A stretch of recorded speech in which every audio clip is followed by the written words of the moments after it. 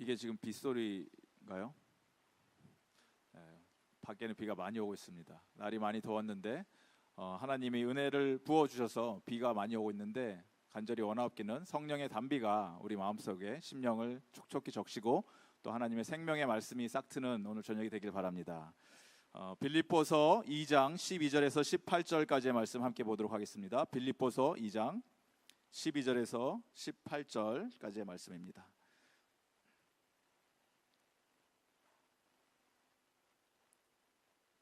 성경이 있으신 분은 빌립보서를 다 펴주시고 함께 읽도록 하겠습니다. 빌립보서 2장 12절에서 18절 한 절씩 교독하겠습니다.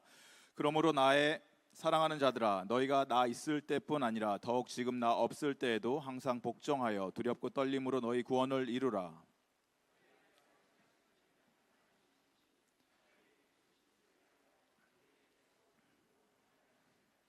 모든 일을 원망과 시비가 없이 하라.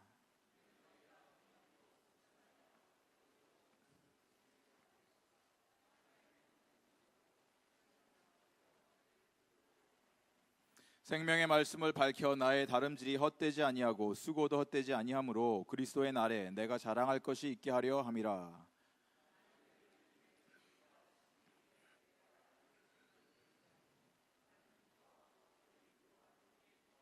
함께 읽겠습니다. 이와 같이 너희도 기뻐하고 나와 함께 기뻐하라. 아멘. 성경을 덮지 마시고 계속 펴주시고 오늘은 말씀을 좀 함께 읽으면서 하나님 말씀을 살펴보는 그런 시간을 좀 가졌으면 좋겠습니다. 성경을 빌립보서 2장에 계속 펴주시기 바랍니다. 빌립보서는 우리가 잘 아는 것처럼 감사와 찬양이 흘러넘치는 그런 서신서입니다. 누군가가 이 빌립보서에 기뻐하라라는 이 단어가 몇 번이 나오는가 세어봤다고 하시는데 16번이 나온다고 합니다. 16번에 기뻐하라라는 표현 아니면 비슷한 표현이 나오고 오늘은 특별히 읽은 12절에서 18절까지의 말씀에는 제가 세어보니까 4번이 나옵니다. 기뻐하라, 나와 함께 기뻐하고 기뻐하라.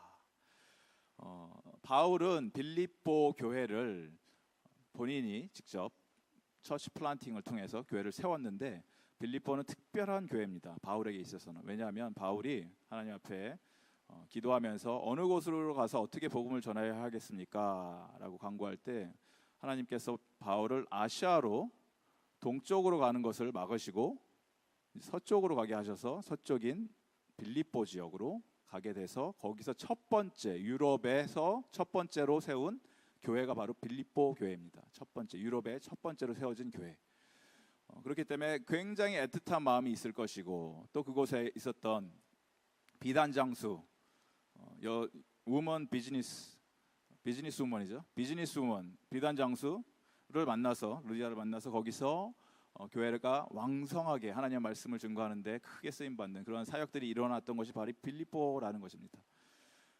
빌립보 교회를 생각할 때마다 바울은 항상 그 마음속에 하나님이 그 교회를 향해서 주신 마음이 얼마나 애틋하고 감격이 흘러넘치는지 오늘 말씀에 읽진 않았지만 1장에 보면 내가 너희 무리들을 예수 그리스도의 심장으로 얼마나 사랑하는지 알지 않느냐 이런 표현을 합니다. 예수님의 심장, 예수님의 하트로 그 성도들을 사랑한다 이렇게 표현을 하는 곳이 바로 빌립보입니다. 그런데 우리가 잘 아시다시피 빌립보서는 옥중서신이라고 해서 감옥에서 쓰여진 편지입니다. 바울이 결코 기뻐하거나 행복해할 수 있을 만한 상황이 아니었다라는 것입니다.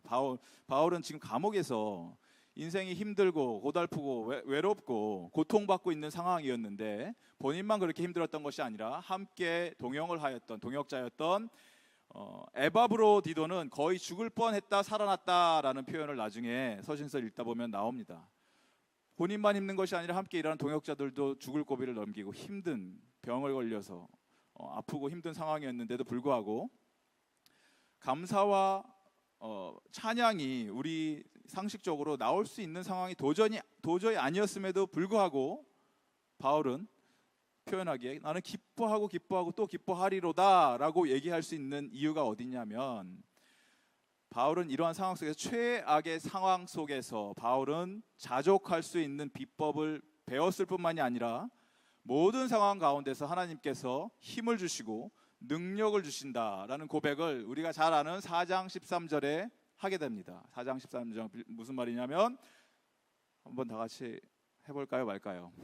빌립보서 4장 13절은 내게 능력 주시는 자 안에서 내가 모든 것을 할 수 있느니라 라고 고백할 때, 이 고백은 우리가 우리 아이들한테, 자녀들한테 많이 가르쳐주는 이 메모리하게 시키는 이 구절입니다. 내가 나에게 능력 주시는 하나님 안에서 모든 것을 할 수 있다, 너는 할 수 있어, 파이팅, 이렇게 가르치는데, 그 앞에 뒤에 그 문맥을 살펴보면은 바울이 고백하는 것은 내가 죽을 고비에 처해도, 궁핍에 처하고 가난에 처하고 도저히 이 상황이 이겨낼 수 없을 것 같은 이 상황 가운데서도 나는 예수님으로 말미암아 자족할 수 있는 방법을 배웠다, 그 비법을 깨달았기 때문에, 그렇기 때문에 내게 능력 주시는 자 안에서 나는 모든 것을 할 수 있다라는 고백이라는 것입니다.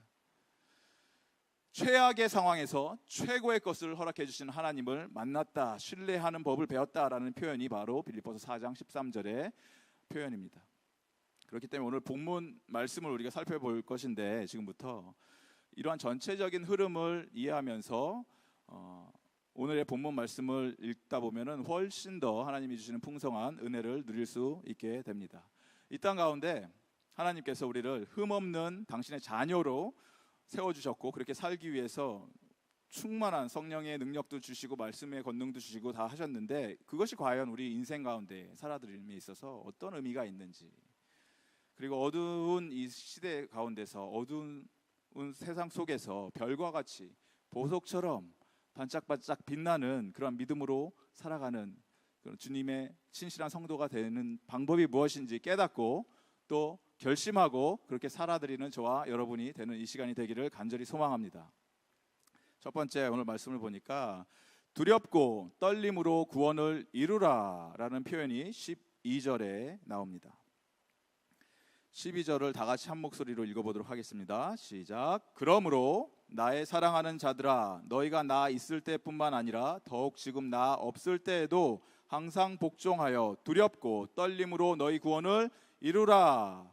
12절의 시작이 그러므로라고 시작하는데, 모든 성경에 우리가 그러므로라고 시작을 하면은 자동으로 봐야 되는 것이 그 전에 있는 말씀입니다. 그 전에 있는 말씀 10절, 11절을 제가 읽어드리도록 하겠습니다. 10절, 11절은 이렇게 나옵니다. 하늘에 있는 자들과 땅에 있는 자들과 땅 아래에 있는 자들로 모든 무릎을 예수의 이름에 꿇게 하시고 모든 입으로 예수 그리스도를 주라 시인하여 하나님 아버지께 영광을 돌리게 하셨느니라. 아멘. 그러므로 이제 시작이 되는 게 12절에 시작될 때, 그리스도를 주라고 시인하는 자들이 입을 열어서 예수의 이름 앞에 무릎을 꿇고 예수를 그리스도입니다 라고 주라 시인하는 자들이 살기 위해서 이제 그러므로 이렇게 살라 라고 말씀을 해주시는데, 바울이 얘기하는 것은 누가 보든지 보지 않던지, 내가 있던지 없던지 두렵고 떨림으로 구원을 이루라 라고 얘기를 합니다. 예수님의 제자다라고 고백하시는 모든 성도님들은, 영혼들은 내가 하나님 예수님의 제자로 살겠습니다 라고 다짐한 자라면, 주의 자녀들이라면 당연히 해야 하는 것이 구원을 두렵고 떨리는 마음으로 이루어야 된다라는 것입니다. 그런데 굉장히 이 표현이 헷갈리는 표현입니다. 왜냐? 우리가 너무나 잘 알다시피 구원은 100% 무엇이다? 하나님의 선물이다. 에베소서 2장 8절. 구원이 난 것은 우리에게서 난 것이 아니라 하나님이 값없이 주신 선물이니라. 같은 서신서를 쓴 바울입니다. 빌립보서도 바울이 썼고 에베소서도 바울이 썼고, 그 시기도 얼마 길지 않은 시기 텀을 가지고 썼습니다. 바울의 생각이 바뀐 것도 아니고, 여기서는 구원을 이루라, 두렵고 떨림을 이루라라고 얘기하고, 에베소서에서는 구원은 100% 하나님의 선물이다. 또 다른 로마서나 다른 서신서에서도 은혜다, 하나님의 은혜다라고 얘기를 하는데, 왜 이런 혼동이 생기냐 하면은, 여기서 이루라라고 번역된 이 단어의 뉘앙스를 우리가 좀 제대로 이 시간에 살펴봤으면 좋겠는데, 그 원어는 카테르고조마이입니다. 카테르고조마이는 뭐냐면 카테르고조마이는 영어로 해석을 하면 조금 더 클리어하게 나옵니다. 영어 해석은 workout 아니면 produce. 카테르고조마이, workout, produce. 이 영어가 편한 친구들한테 이런 표현을 하면 I go to work out, I gotta work out, I'm going to work out 이러면은 자동으로 생각나는 그림이 무엇이냐면, 저와 여러분들은 잘 마음에 와닿지 않지만 I work out 그러면 호주 친구들은 뭐냐면 그 그림이 헬스장입니다. 헬스장. I work out today hard. I work out hard. 그러면 헬스장 가서 열심히 아령했다 이 뜻입니다. I work out. 그 워크아웃인데 이런 겁니다. 예를 들어서 헬스장에 가서 우리가 헬스장을 끊고 등록을 하면 멤버가 됩니다. 헬스장의 멤버. 내 몸이 지금 뭐 몸짱이든 몸꽝이든 아무 상관없이 내가 돈을 내고 헬스장에 등록하는 그 순간 나는 헬스장의 멤버가 됩니다.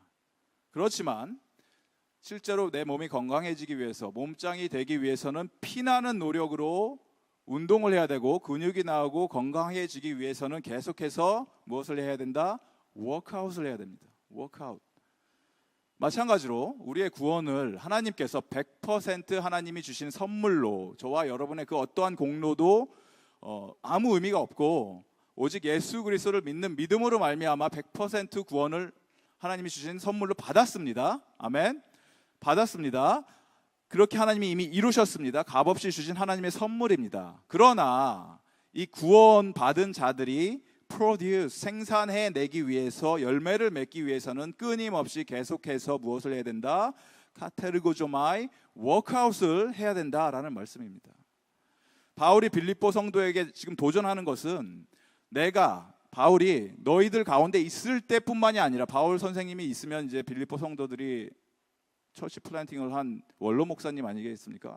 잘 대우해 이렇게 하는데, 그렇게 하지 말고 내가 있거나 없거나 빌립보 성도님들께서 두려워하셔야 될 유일한 대상은 하나님이십니다. 하나님을 향한 두렵고 떨리는 마음으로 하나님께서 이미 허락해 주신 예수 그리스도를 믿음으로 말미암아 이룬 그 구원을 끊임없이 워크아웃 해라 라는 뜻입니다.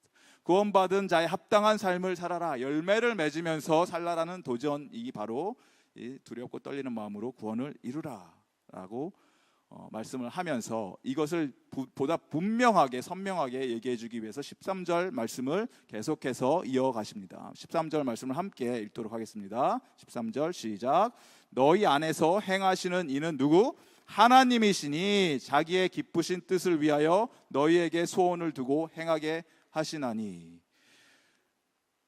빌립보 성도 안에서 그 워크아웃을 하게, 두렵고 떨리는 마음으로 구원을 이루게 하시는 분이 누구냐?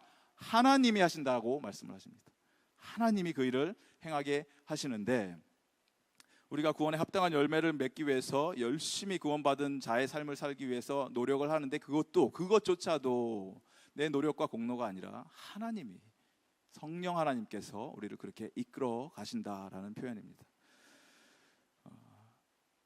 그런데 더욱더 놀라운 것은 무슨 표현이냐면 13절에 하나님께서 우리 삶 가운데서 구원에 합당한 열매를 맺게 행하시는데, 그것이 바로 하나님의 기쁘신 뜻입니다. 하나님의 기쁘신 뜻이 너희에게 우리 마음에 소원으로 품게 된다라는 것입니다. 하나님의 기쁘신 뜻이, 우리는 이렇게 기도합니다. 하나님, 주님의 뜻이 이루어지게 하여 주시옵소서. 주님의 그 의와 나라가 이 땅 가운데 내 삶 속에 드러나게 하여 주시옵소서, 이렇게 기도를 하지만 동시에 마음속 한켠에는 진짜 하나님이 이 일을 행하시면은 나를 저 아프리카 선교사로 보내시지 않을까, 정말 하나님이 나한테 이 일을 행하시기 원하시면 하나님의 정말 기뻐하시는 뜻이 나의 가진 모든 것을 다 정리해서 가난한 자를 위해서 쓰기를 원하시는 것 아닌가 라고 약간 두려운 마음, 약간 떨리는 마음, 그런 것들이 있을 수 있는데, 하나님이, 성령 하나님이 우리의 마음속에 오셔서 우리를 감동시켜 주시고 진정으로 예수 그리스도의 제자 된 삶을 살게 이끌어 주실 때는 그 정도 수준이 아니라 하나님의 기쁘신 뜻이 나의 소원이 됩니다. 내가 간절히 원하는 소원, 하나님, 이 일들이 되게 하여 주시옵소서. 하나님, 이러한 일들이 주님의 나라를 위해서 이루어지게 하여 주시옵소서라고 간절히 부르짖는 기도 제목이 하나님의 기쁘신 뜻이 된다라는 것입니다. 할렐루야. 이러한 일들이 저와 여러분 삶 속에 일어나길 원합니다. 구원을 이루라 라는 이 말은 절대로 열심히 우리가 선행을 하고 노력을 해서 내 힘으로 우리의 능력으로 천국 가라는 말이 아니고, 그러한 신앙생활은 우리가 흔히 얘기하는 행위를 통한 구원, 행위 구원을 얘기하는 것이고, 행위 구원은 십자가의 적입니다. 십자가의 공로를 아무런 의미 없이 만들어버리는 것이 바로 행위를 통한 구원을 얘기하고 있습니다. 하나님께서는 이미 저와 여러분에게 예수님을 믿음으로 말미암아 구원을 허락해 주셨고, 그렇다면 이제는 우리 인생 가운데 두렵고 떨리는 마음으로 이 워크아웃을 통해서 그 일을 행하시는 하나님을 통해서 하나님의 기뻐하시는 뜻이 내 마음의 소원으로 변하는 놀라운 그런 역사가 저의 삶 속에 일어나기를 주님의 이름으로 간절히 축원합니다. 두 번째로 우리가 살펴봐야 하는 것이 무엇이냐면, 오늘 말씀해 보니까 나의 12절 나의 사랑하는 자들아 너희 구원을 이루라 이렇게 얘기했을 때 나의 사랑하는 자들아는 플루럴 복수고, 너희 구원을 이루라도 너희도 복수입니다. 성도의 구원은, 저와 여러분의 구원은 개인적인 것입니다. 하나님께서 우리 각자를 불러주셔서 우리의 죄와 또 우리의 모든 이런 개인적인 문제 이슈들을 예수 그리스도를 믿을 때 십자가의 은혜로 다 해결해 주시고 구원을 받게 해 주셨습니다. 그것이 우리 개인의 구원이지만, 오늘 나오는 본문의 말씀과 같이 나의 사랑하는 자들아 너희 구원을 이루라 라는 이러한 표현들은 공동체를 향해서 하나님이 선포하고 계시는 말씀입니다. 전부 다 복수형입니다. 무슨 말씀이냐? 구원을 이루라라고 명령을 하셨을 때 구원받은 자의 합당한 열매를 맺으라라는 이 말씀은 결국에는 공동체 안에서, 우리 교회 공동체 아니면 내가 속해 있는 여러 세상의 공동체 가운데서 일어나는 다양한 인간관계들, 우리의 사람들과 사람들의 만나는 그런 사회 속에서 일어나는 현상들 가운데 그런 관계들 중에서 구원받은 자들이, 하나님의 자녀들이 세상과 관계를 맺을 때 어떻게, 어떠한 마음과 태도로 맺어야 하는지를 설명해 주고 있다는 것입니다. 14절 모든 일을 원망과 시비가 없이 하라. 여기서 표현된 원망이라는 이 표현은 영어로 보니까 grumbling. 은 다시 한국말로 재번역하면은 원망이라는 것보다는 약간 이런 표현이 더 맞는 것 같습니다. 궁시렁. 왜 저런 걸 시켜갖고 궁시렁. 이게 grumbling입니다. 모든 일을 grumbling 없이, 궁시렁거림 없이, 또 시비가 없이, 시비는 arguing, disputing, 이런 argue하지 말라, 따지지 말라, 묻지도 말고 따지지 말고 싸우지 말라는 얘기입니다. 그렇게 해라. 왜냐하면은 그렇게 해야 할 때 15절에 보니까 15절을 함께 읽었으면 좋겠습니다. 15절 시작. 이는 너희가 흠이 없고 순전하여 어그러지고 거스르는 세대 가운데서 하나님의 흠없는 자녀로 세상에서 그들 가운데 빛들로 나타내며 생명의 말씀을 밝혀. 이렇게 말씀하시죠. 16절까지. 구원받은 자들이 맺는 이 열매, 구원받은 자들이라는 얘기는 진짜 크리스천들, 진짜 백이 그리스도인들이 해야 할 일들은 교회 안에서 또 교회 밖에서 모든 일을 할 때 grumbling 없이, 원망 없이, 시비 없이, 따지지 말고 정직하게 또 순종하는 마음으로 해야 한다라는 것입니다. 그렇게 했을 때 나타나는 결과가, 우리가 사는 이 시대는 참으로 악하고 기준이 무너지고 또 무엇이 옳은지 무엇이 잘못된 것인지 영적인 분별력이 너무나 흐려진 이 시대에 살고 있습니다. 우리는 분명한 하나님의 기준인 하나님의 말씀이라는 이 기준이 있기 때문에 무엇이 옳고 그른 것을 선명하게 압니다. 진리가 무엇인지, 무엇이 악인지, 무엇이 선인지 분명한 기준이 있습니다. 하지만 우리가 살고 있는 이 땅은 그렇지 않다라는 것입니다. 특별히 지금 이 시대는 너무나 악해져서 무엇이 옳은 것이 무엇이 그른 것인지 다 자기 소견에 옳은 대로 행하고, 그것이 자기한테 옳으면 옳은 것이고 다른 사람이 봤을 때 잘못된 것이라도 내가 좋으면 상관이 없습니다. 그런 시대에 살고 있기 때문에 이런 영적인 감각이 흐려지고 무뎌진 이 시대에 기준이 무너진 현실 가운데 하나님께서 저와 여러분을 흠이 없는 자녀로 세우셨다라는 말씀입니다. 15절 말씀, 이는 너희가 흠이 없고 순전하여 어그러지고 거스르는 세대, 무너진 세대에서 그 가운데서 하나님의 흠 없는 자녀로 세상에서 그들 가운데 무엇으로 나타내며 빛들로 나타내며 어두운 세상에 환한 빛이 밝히는 그 역할을 하게 하시며, 영어로 보니까 shine like stars in the sky.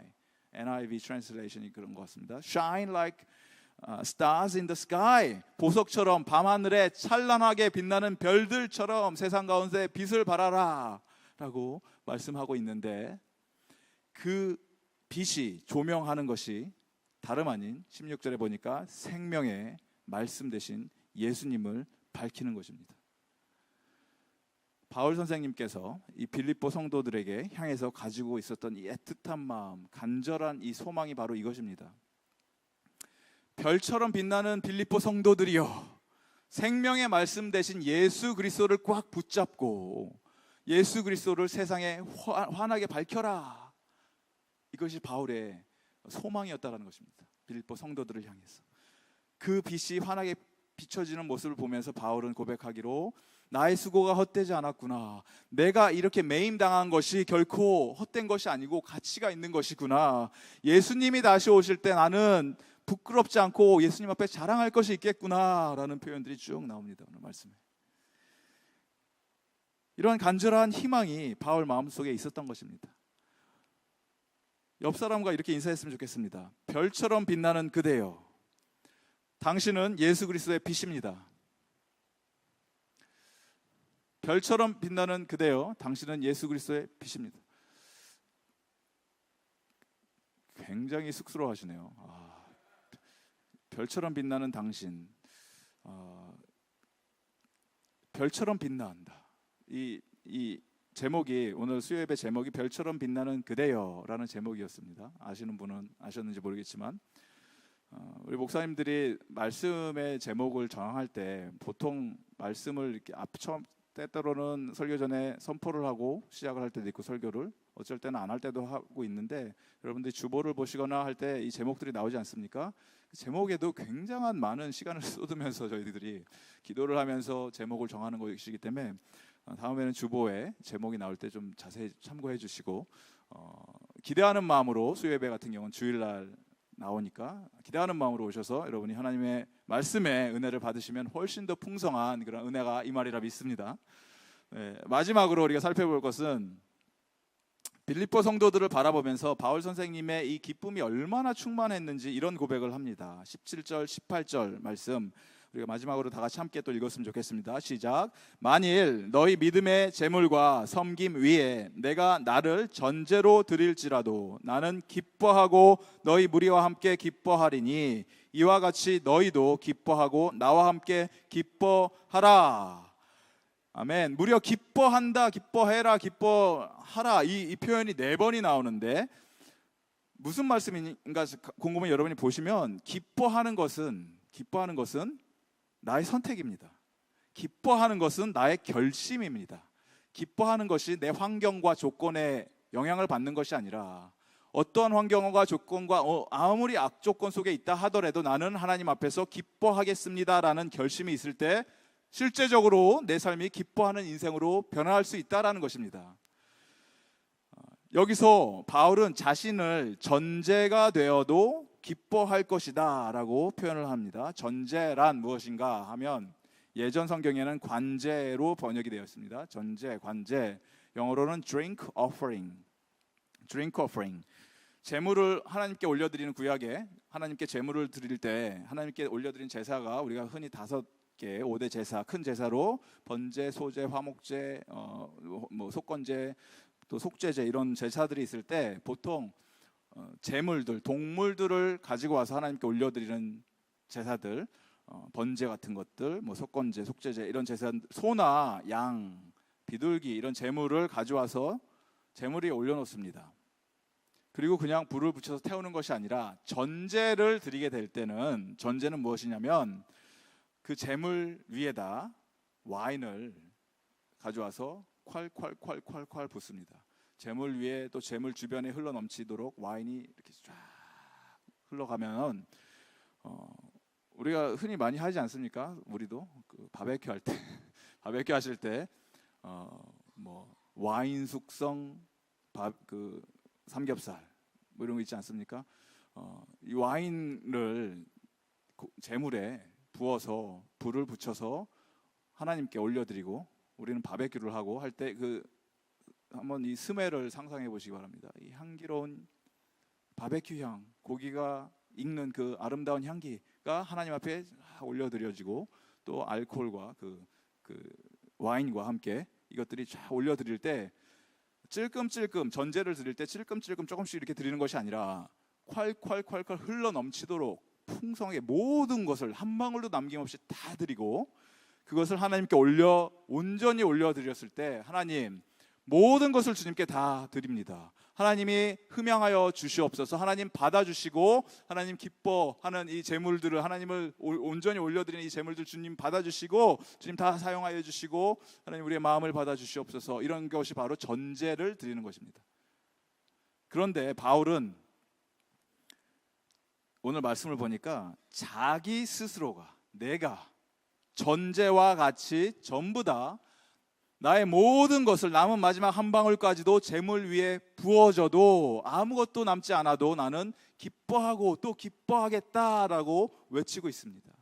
그리고 이러한 표현을 똑같은 표현을 어디서 하냐면 디모데 후서에서 디모데에게 영적인 아들 디모데에게 나의 달려갈 길을 다 달려갔고 싸울 싸움을 싸웠고 이제는 내가 전제와 같이 다 부어졌다 다 드렸다 하나님께 이런 표현을 하게 됩니다.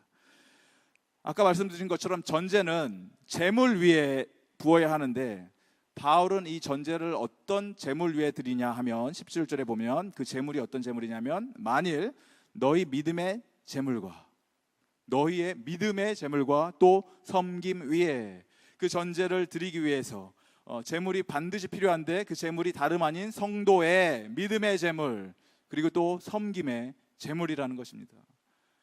저와 여러분의 믿음과 이 섬김을 하나님께 올려드릴 때 하나님은 그것을 기뻐 받아주시는 제물로 받아주신다라는 것입니다.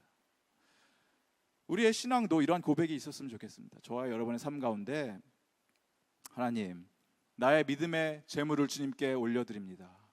하나님 내 섬김이라는 제물 우리는 청지기 제도가 있기 때문에 우리 각자에게 맡겨주신 그 섬김의 장소 주차하면 주차봉사 또 재정이면 재정부에서 섬기는 것들 또 찬양이면 찬양으로 올려드리는 이 섬김 이런 모든 하나님 나의 믿음과 내 섬김을 주님께 제물로 올려드리고 플러스 바울과 같이 바울의 고백과 같이 하나님 이제는 전제와 같이 나의 생명까지도 아낌없이 전부 다 한 방울도 남기지 않고 주님께 다 올려드립니다. 주님 기뻐 받아 주시옵소서 흠양하여 주시옵소서라고 고백할 수 있는 그런 믿음의 고백이 있는 저와 여러분의 삶이 되기를 바랍니다.